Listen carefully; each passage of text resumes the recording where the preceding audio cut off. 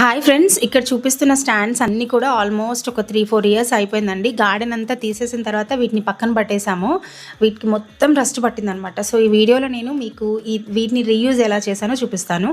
ఇక్కడ చూపించేది sanding paper అండి. మనకి హార్డ్వేర్ షాప్స్లో దొరుకుతుంది. ఇది తీసుకున్నాను. వీటిని మనకి ఎంత రిక్వైర్మెంట్ ఉందో అంత కట్ చేసుకోవాలి. నేను ఒక హాఫ్ కట్ చేసుకుని వీటిని రబ్ చేయడం స్టార్ట్ చేశాం. సో ఇవి ఆల్మోస్ట్ ఒక 1 డే టైం పట్టిందండి అన్ని స్టాండ్స్ని రబ్ చేయడానికి.